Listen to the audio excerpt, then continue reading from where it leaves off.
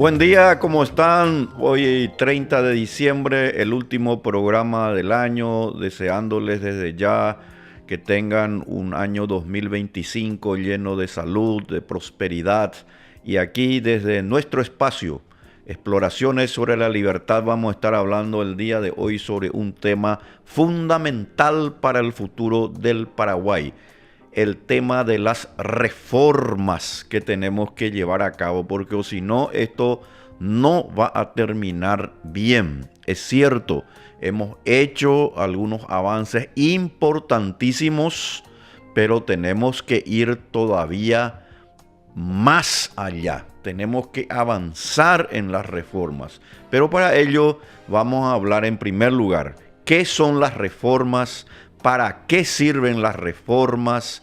Y por sobre todas las cosas, desde la perspectiva de la Escuela Austríaca de Economía y de lo que establece nuestra Constitución Nacional de 1992. Empezamos.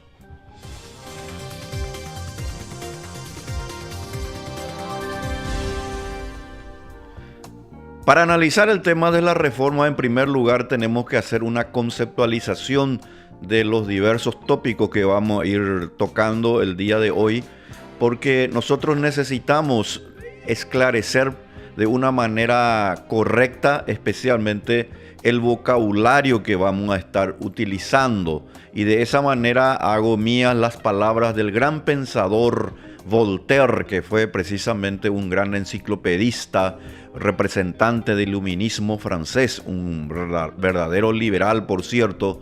Voltaire, quien decía que para conversar y para intercambiar realmente opiniones que nos puedan servir para las personas que están llevando esa conversación, esa tertulia o esta suerte así de relacionamiento o diálogo que estamos haciendo ahora con la audiencia, tenemos que esclarecer los conceptos. Porque, por ejemplo, si a esto yo lo llamo vaso y a otra persona esto lo denomina sencillamente una silla, pues tenemos un problema de conceptualización. Por eso que los términos tienen que ser claros. Lamentablemente el concepto de la posverdad y todas estas cuestiones que hacen a la falta precisamente de una educación mucho más desarrollada en cuanto se refiere a ir a los principios filosóficos y económicos, por supuesto, que tienen que ver con la educación, también el uso del lenguaje ha perdido su significado.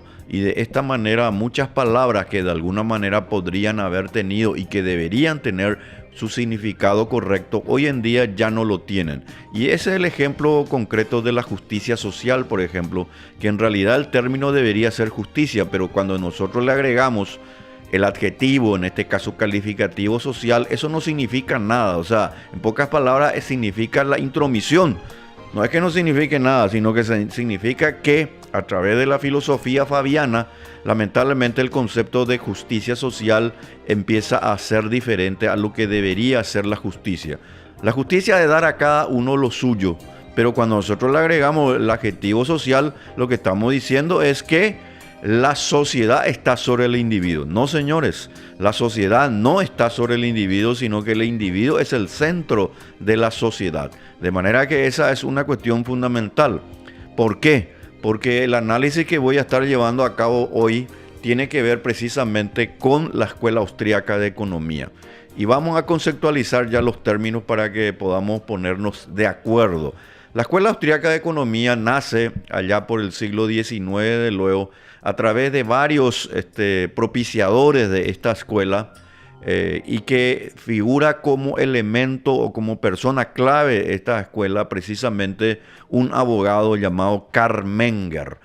Carl Menger escribe un libro que se llama Principios de Economía Política, que les recomiendo de luego también, porque es un material interesantísimo que incluso hoy en día tiene una vigencia totalmente necesaria para entender los fenómenos sociales, y de esa manera se inicia lo que se denomina la escuela austríaca. Austríaca se le dice porque sus principales cultores eran parte, en este caso, de Austria, y ahí lo podemos encontrar especialmente a Carl Menger, lo podemos encontrar a Visser, le podemos encontrar a Walras, a von Bauer, pero el que realmente entendió mejor cómo y en qué consiste la economía fue precisamente Karl Menger. ¿Y por qué? La escuela austríaca tiene las siguientes características. Uno, lo que se llama la metodología individualista. Es decir, que coloca al ser humano como el agente propiciador de la riqueza, del intercambio, de la comercialización. No es un agente extraño, en este caso el Estado, el que propicia el desarrollo. No, ese es un error que lamentablemente se sigue dando en nuestras clases de nuestros centros de estudios, en este caso, y nuestras universidades, y de esa manera se ha perdido el norte. En realidad lo que decimos es que el individuo, a través de su acción humana, es el que, cooperando con los demás, propicia la conjugación, la cooperación social a través de los factores de producción. Los factores de producción que son el capital, la tierra, el trabajo y hoy en día, por supuesto, el conocimiento, el capital humano. Por eso es que le damos mucha importancia, de luego, al tema educativo, pero no cualquier educación, no la educación que hoy tenemos, que no sirve para nada, por cierto, y no porque lo diga yo, sino porque los informes PISA así lo dicen. La educación verdadera tiene que ser la educación que propician, en primer lugar, los maestros con los padres de familia, a través de mallas curriculares que ellos mismos elijan, y para que las escuelas de esta manera puedan ofertar programas de estudios que sean realmente los que los padres, asesorados desde luego por sus profesores, por los maestros, digamos, que están estudiando el área, le puedan decir qué es lo que realmente conviene para que ese niño o esa niña pueda tener una mejor formación educativa. No es de la malla curricular que no tiene diversidad. Por eso que el sistema estatal educativo no puede servir. Ese es un primer punto que hay que tomar en cuenta. En consecuencia, la escuela austríaca lo que hace es sencillamente oponerse y ser contundente directamente con toda forma de socialismo, con toda forma precisamente de colectivismo, y en consecuencia lo que propicia es el libre mercado. ¿Y qué es el libre mercado? Pues son las personas que cooperan precisamente a través de la propiedad privada para intercambiar bienes y servicios y acrecentar las condiciones de vida. Si no hay propiedad privada, no hay precios, y si no hay precios, no hay cálculo económico, y si no hay cálculo económico, hay pobreza, hay obviamente mucha miseria, hay desempleo. Si nosotros ampliamos los espacios de libertad económica, las posibilidades de que las personas puedan ser mejores, no solamente en términos de conseguir mejores trabajos, sino incluso mejores personas, porque propicia la paz, propicia la cooperación precisamente en el mercado libre, hace que nosotros al final y al cabo podamos vivir mejor. Y la escuela austríaca, desde luego, se opone a la intervención del Estado a tal punto que tiene como dos grandes vertientes, vamos a decir. Una que acepta ciertamente un Estado mínimo muy pequeño, que se caracteriza precisamente por establecer reglas claras dentro de la sociedad. Es lo que ha propiciado especialmente Menger, lo que ha propiciado Mises, lo que ha propiciado Hayek. Pero la otra vertiente, que a mí me gusta mucho y cada vez más, por cierto, es el anarcocapitalismo. Es una sociedad sin Estado propiciada especialmente por el gran genio que ha tenido la Escuela Austríaca de Economía, alumno de von Mises, fue alumno de von Mises, este señor que les voy a citar ahora, y que se llama Murray Newton Rothbard. Ese sí que es realmente una persona que hizo un agregado a la Escuela Austríaca de Economía.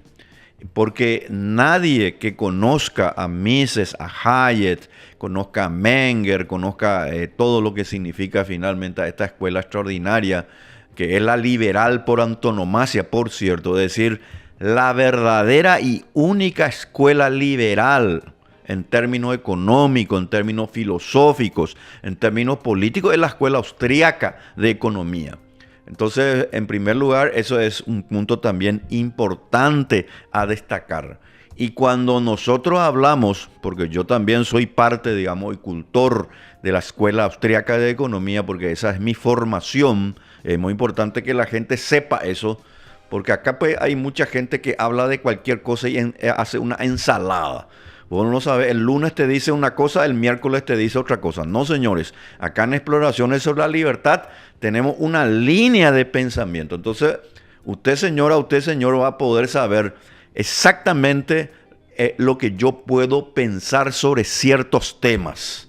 Es decir, usted puede ya de alguna manera decir que yo, por ejemplo, Víctor Pavón, quien les habla, va a estar totalmente de acuerdo en desacuerdo con el endeudamiento. Víctor Pavón no puede estar de acuerdo con este nefasto código laboral, que lo único que hace es impedir que la gente se relacione. Víctor Pavón no puede estar con este cúmulo de impuestos que tenemos, sino que Víctor Pavón dice que deberíamos tener un solo impuesto y alguna vez no tener ningún impuesto. Víctor Pavón, quien les habla, le dice, por ejemplo, que este sistema educativo se tiene que cambiar y que el primer paso es ir a los vouchers educativos y después tener una educación liberadora, una educación donde los programas de estudio sean hechos por los padres y los profesores.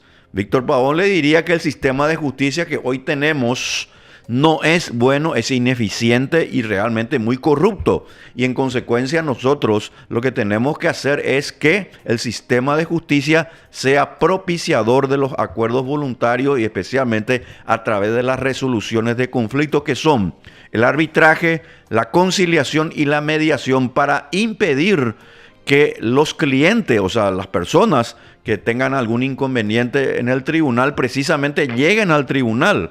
El verdadero abogado, la persona que hace oculto, digamos, del conocimiento de la ley, lo que tiene que impedir es que su cliente llegue al tribunal. Pero ¿qué es lo que hoy tenemos? Se le enseña en nuestros centros de estudios, se le enseña en nuestras universidades, en la Facultad de Derecho, se le enseña a los alumnos que hay que llevarle al cliente al tribunal. Y eso es lógico desde el punto de vista estatista y corrupto. ¿Por qué hay que llevarlo en este caso al tribunal? Porque ahí cuando uno entra no sabe cuándo sale.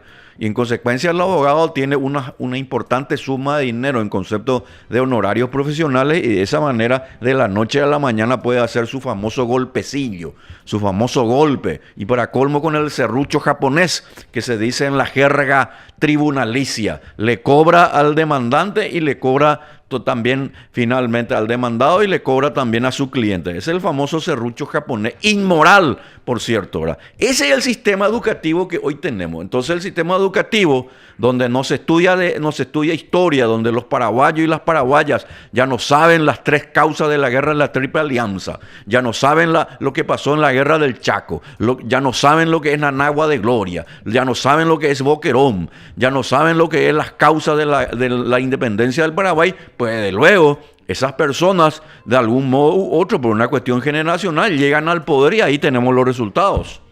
Ahí tenemos el resultado, le tenemos a Nenecho, obviamente siendo intendente, que obviamente no puede hacer ningún tipo de medida bienhechora que pueda beneficiarle a su seno. Y no me refiero solamente a Nenecho, me refiero a casi todos los intendentes. Que alguien me diga, por favor, ¿quién sería el intendente que de alguna manera está haciendo bien sus deberes? Yo personalmente no los conozco. El zar de los semáforos, acá me dice José, justamente, ¿verdad? Porque Nenecho se dedicó para de alguna manera hacernos ver que supuestamente está haciendo bien en colocar semáforos en cada esquina de la ciudad, y cuando que en realidad, además de no tener que colocar tantos semáforos, ni siquiera tiene onda verde. O sea, en pocas palabras, es un mamarracho. O sea, todas estas cosas son causas de las malas ideas, de creer de que el Estado, es decir, una persona de carne y hueso, una persona exactamente como nosotros, debe tener un poder especial y que nosotros nomás tenemos que callarnos y dejar que Él decida por nosotros, haciéndonos la vida cada vez más difícil. Y para colmo, y perdónenme esta introducción que estoy haciendo porque voy a volver después al tema, porque cuando estos temas a mí me enervan realmente.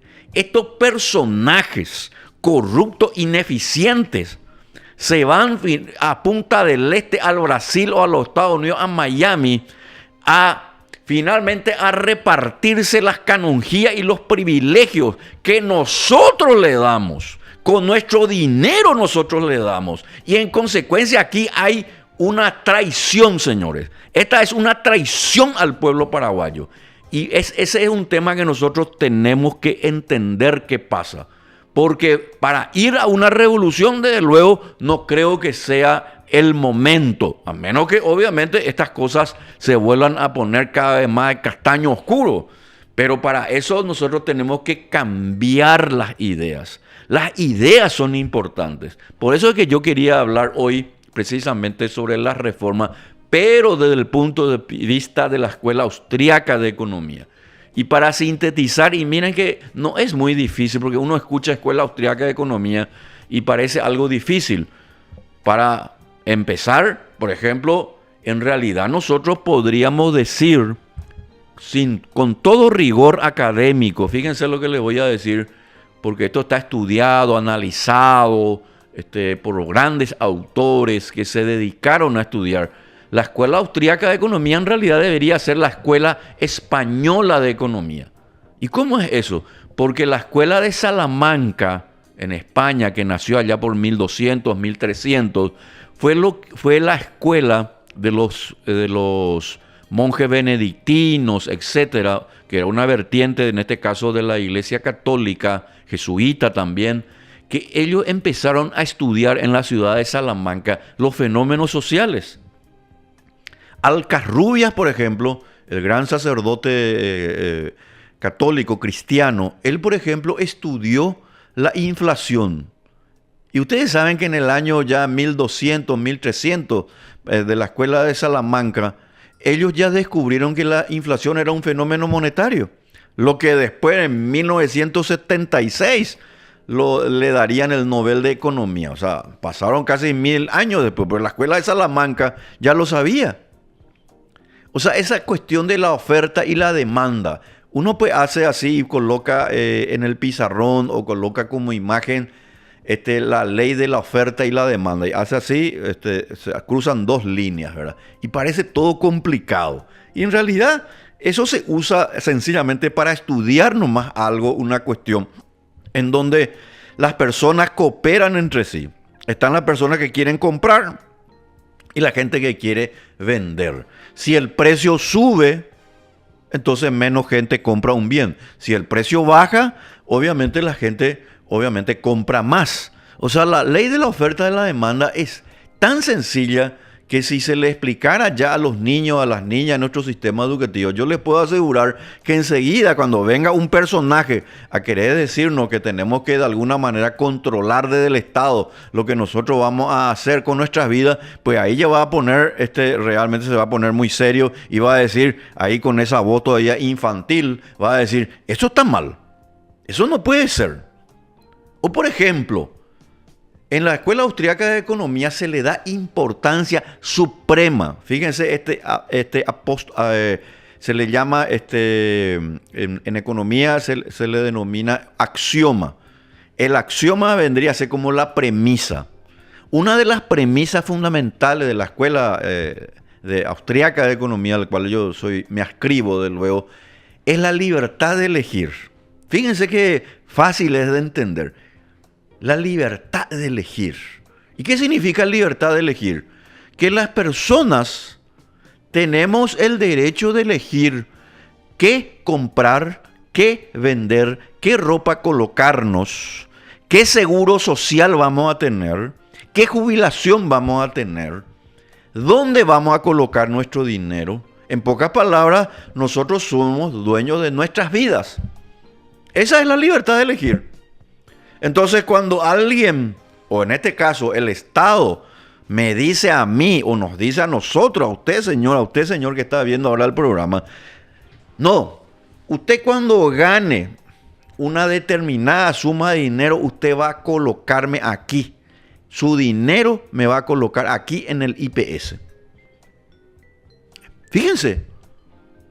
Entonces hay un problema ahí. Eso no es libertad de elegir. La libertad de elegir, bajo el axioma de la Escuela Austriaca de Economía, sería, señora, señor, la persona pobre o rica, y más todavía la que de alguna manera gana el sueldo mínimo, que esa persona, dirían los precursores de la Escuela Austriaca de Economía, dirían lo siguiente: señora, señor, usted es dueño de su vida. Usted es dueño del dinero que dispone. ¿Y sabe por qué usted es dueño de ese dinero que usted dispone, aunque sea poco o mucho? no importa la cantidad, porque es un concepto de propiedad privada. Y la propiedad privada es disponer de lo que uno se ha ganado con su trabajo, su talento, su estudio, su disciplina, su esfuerzo. Nadie, ese es el otro axioma de la Escuela Austríaca de Economía, nadie, menos todavía el Estado, compuesto por seres igual que nosotros de carne y hueso, y algunos mamarrachos, inútiles, ineficientes y corruptos, tiene que decirnos a nosotros que tenemos que pagar impuestos para que ellos se vayan de vacaciones a Miami. Pero eso pues es algo que no puede ser tolerado. Y a mí eso me enerva porque cuando uno va y le ve a la gente más pobre de este país, o a la gente trabajadora, no solamente pobre, la gente trabajadora, ese señor que vende la chipa, ese señor que está vendiendo ahí en la calle, ese señor que está ahora, esa señora que está en el mercado 4 vendiendo remedio yuyo, que se esfuerza o que tiene una pequeña pizzería, que tiene una sandwichería, el panadero, o sea, los que están, digamos, así trabajando individualmente o se unen con otros, que sería la pequeña empresa, digamos, ellos o todos nosotros estamos pagando impuestos ¿para qué? Y ese es el tema de que la escuela austríaca se encarga. Por eso que esta escuela austríaca de economía es la que hoy en día está empezando a cada vez a ser más conocida y reconocida sobre todas las cosas, porque se basa en la moral de los individuos. Acá pues vienen estos keynesianos que son los contrarios de la escuela austríaca, todos ellos estatistas, y te hacen las curvas. Te viene un tipo ahí y te dice, no, usted tiene que dar su dinero. No alcanza el dinero, entonces tenemos que subir el impuesto. Tenemos que subir el impuesto. No podemos sacar ningún impuesto. Tenemos que, incluso esto que yo le estoy diciendo no es mentira.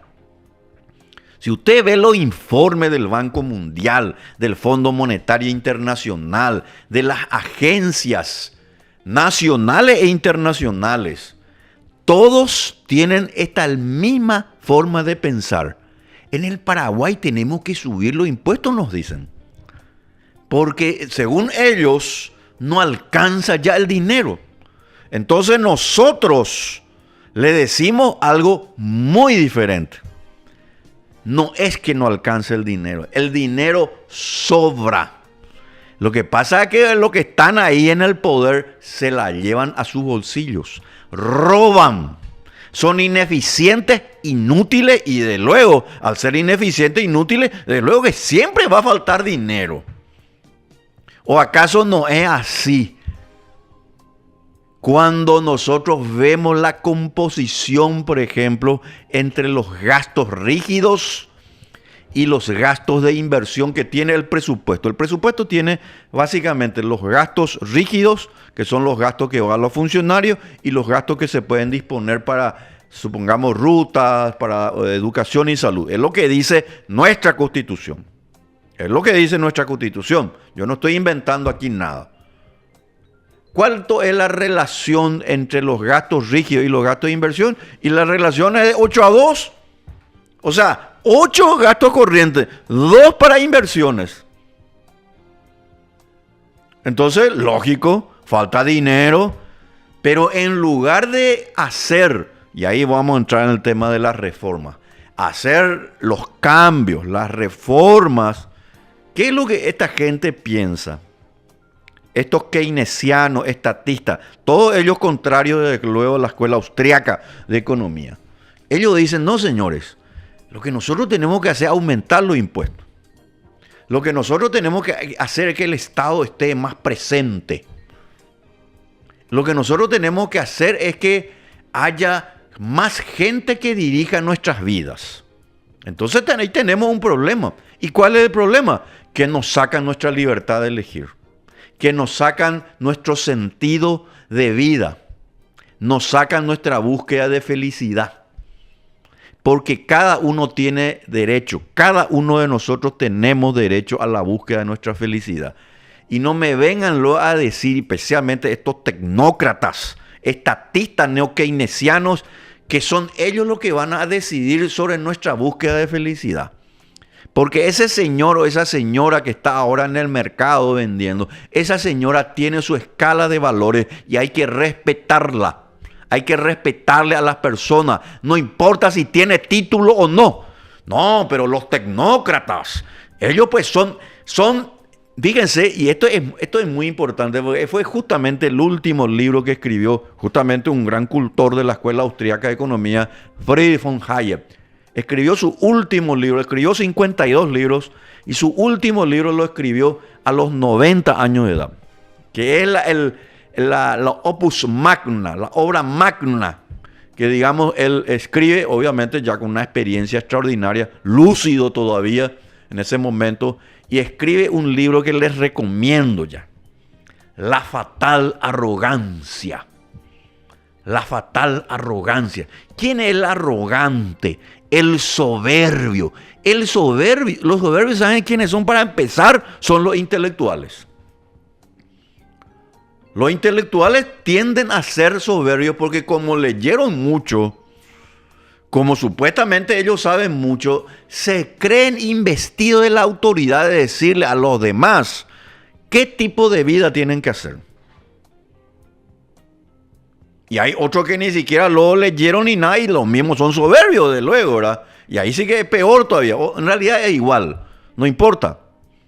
No importa, señora, señor, el título que una persona tenga. Lo que importa es el individuo. Cada persona es una creación de Dios. Y ahí también la escuela austríaca tiene vertiente, para que ustedes sepan. Hay una vertiente que es creyente y otra que no la es tanto. Pero esa es harina de otro costal para el tema que yo voy a hablar ahora. Lo importante es que las personas son importantes y que cada persona tiene el derecho de cooperar con los demás para de esa manera mejorar su condición de vida. Y para cooperar con los demás tiene que haber propiedad privada. Tienen que haber bajo impuesto o ningún impuesto. No tienen que haber barreras para la contratación de una persona. Si José le quiere contratar a María, pues ambos tienen que llegar a un acuerdo voluntario. ¿O acaso de qué manera puede ser? Pero si el Estado se mete allí entre dos personas contratantes que voluntariamente quieren hacer finalmente sus acuerdos, sus decisiones, pues tenemos un problema. Que ocurre que ese tercero que se mete allí descompone toda la cuestión. O cuando no establecen, por ejemplo, el impuesto a la renta personal. Otro tema también. ¿Por qué estas autoridades? Y no digo el impuesto, porque a veces yo pienso que yo mismo a veces analizo cómo realmente utilizo las palabras. Y digo, por ejemplo, el impuesto a la renta personal es una defecio, es una inmoralidad, es un robo, que lo es. Ese es el impuesto a la renta, pero hay que derogar de nuestro sistema tributario. Pero yo creo que utilizo mal, y hace mucho ya estaba pensando sobre esto, y voy a escribir sobre este tema concretamente. No es el impuesto a la renta personal, que obviamente creo que debe ser derogado. En realidad es esa fatal arrogancia de los gobernantes, del poder de querer, en este caso, realizar algo para sacarnos parte de nuestro dinero. En realidad es la soberbia de los políticos y los burócratas. Entonces, por eso es que nosotros tenemos que hacer la reforma. ¿Y qué son las reformas? Medidas de políticas públicas para hacer del Estado mucho más pequeño, pero mucho más eficiente. No se crea, usted señora, usted señor, no crea que porque el Estado es más pequeño va a ser menos eficiente y más injusto. Al contrario, un Estado pequeño, así como se estudió en la historia de la humanidad, pero fuerte, hace que las personas en realidad puedan disponer mejor de su dinero y finalmente puedan ahorrar e invertir. Un Estado pequeño pero fuerte llegó a ser en el Paraguay la más grande proeza en la historia de nuestro país. ¿Y ustedes saben qué gobierno fue ese? El gobierno de Eusebio Ayala. El gobierno de Eusebio Ayala fue un gobierno limitado, controlado, tenía un gabinete de excelencia. Personas honestas. El concepto de honestidad acá ya se perdió. Desde luego, ¿verdad? Entonces, no solamente eran personas de excelencia, sino que eran personas realmente de honestidad. Justamente por eso un embajador extranjero llegó a decir que Paraguay iba a ganar la guerra. ¿Y por qué? porque el gabinete que manejaba, o en este caso lideraba Eusebio Ayala, eran personas que tenían dos cualidades. Eran de excelencia y eran personas honestas. Y en consecuencia, las reformas, ¿por qué tenemos que hacer? Tenemos que hacer precisamente, ahí presidente le tenemos a Eusebio Ayala. Por cierto, Eusebio Ayala es el primer presidente liberal libertario del Paraguay. ¿Y saben por qué les digo esto?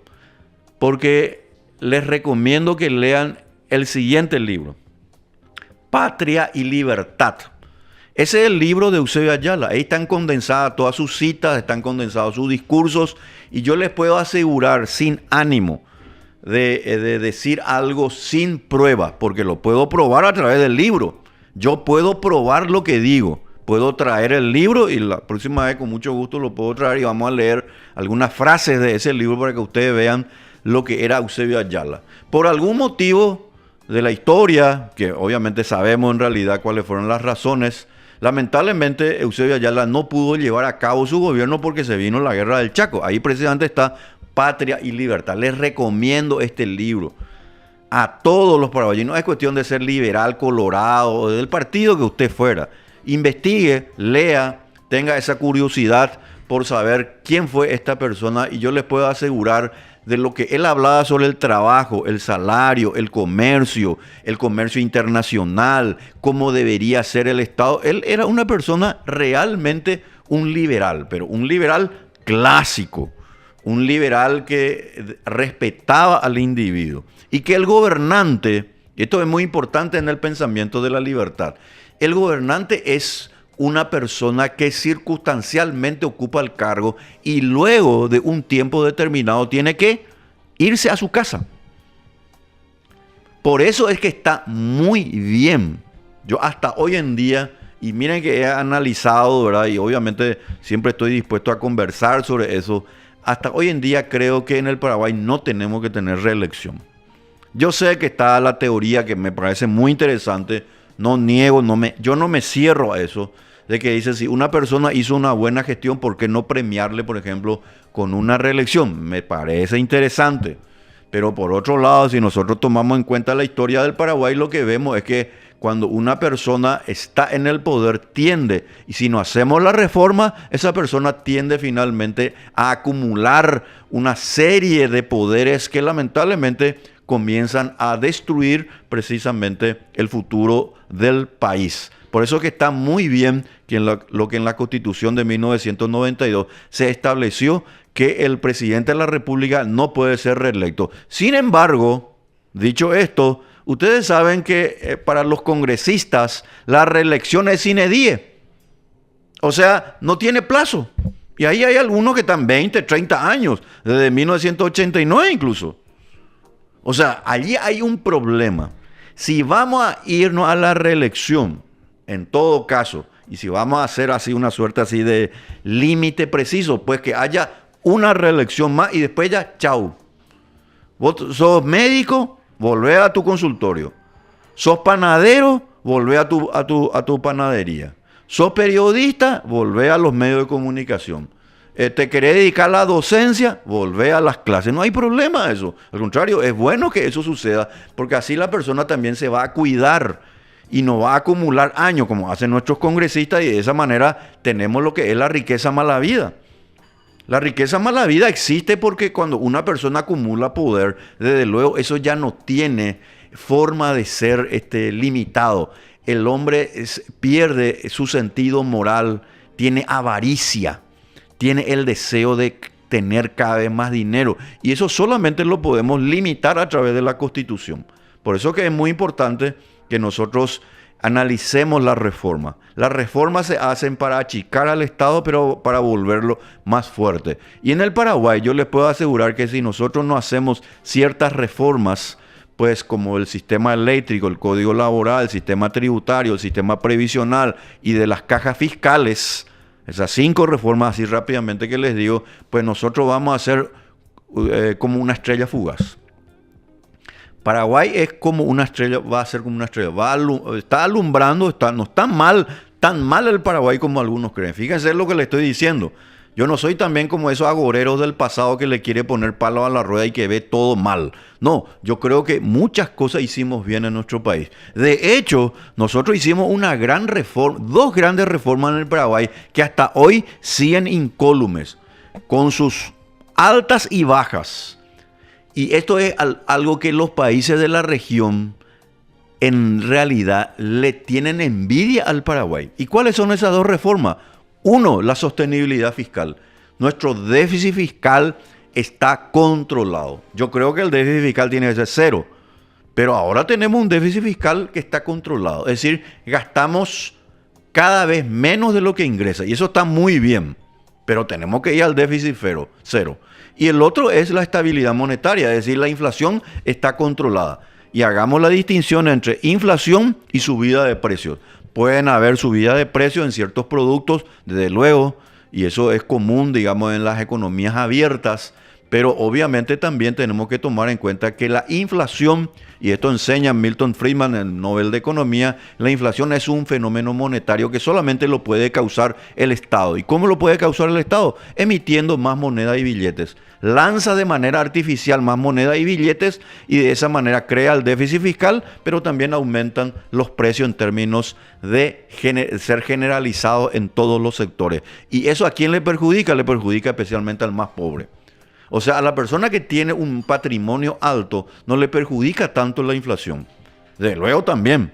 Pero en realidad al que directamente le perjudica a esa persona que realmente vive de su salario, y especialmente al jornalero, ese que tiene que llevar ese 80.000, ese 100.000 guaraníes hoy en día para llevar precisamente el pan a su hogar. A ese le destruye totalmente. Nosotros nunca tuvimos procesos preinflacionarios como tuvieron Argentina y Brasil. Ustedes saben que en Argentina y Brasil uno se iba al supermercado y se iba a comprar la galleta, por ejemplo, supongamos a 5.000 guaraníes, al día siguiente era 7.000. Al otro día, 2 días después, era 8.500. 3, 4 días después, 10.000. O sea, se vuelve una cuestión incontrolable. Y cuando no hay precios, no hay cálculo económico. Y cuando no hay cálculo económico, no hay ahorro. Entonces, termino con esta parte para desearles de esta sección del programa que realmente el año 2025 sea de prosperidad, de salud, de muchas bendiciones, especialmente para todas las familias paraguayas y extranjeras que viven en nuestro hermoso país, pero que también quiero enviar este mensaje al Congreso y al Ejecutivo. Y más al Congreso, porque el Ejecutivo yo creo que trata de impulsar varias medidas, pero el Congreso le tiene que acompañar también, criticando, por cierto, lo que está mal, pero criticando con argumentos. El 2025 tiene que ser el año de las reformas. Tenemos que reformar IPS, tenemos que reformar las cajas fiscales. 3 de las 5 cajas fiscales están en quiebra hoy en Paraguay. Miren lo que le estoy diciendo. De las 5 cajas fiscales que tenemos en Paraguay, 3 están en quiebra. Y eso es una luz roja que en algún momento va a ser cada vez más peligrosa para nuestro país. IPS, las cajas fiscales, el sistema de salud, tenemos que cambiar el sector eléctrico y el código laboral. Con estas medidas, hay otras más. Yo creo que la gran medida, ojalá alguna vez Santiago Peña, que es una persona joven, preparada, y con su ministro de Economía, a quien conozco también, el doctor Fernández Valdovinos, haga algo que para mí me van a hacer la vida. Aunque yo creo que va a ser difícil, pero ya les digo acá ya le estoy viendo a Vivi también.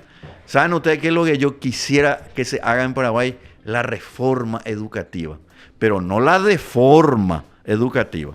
Una verdadera reforma educativa.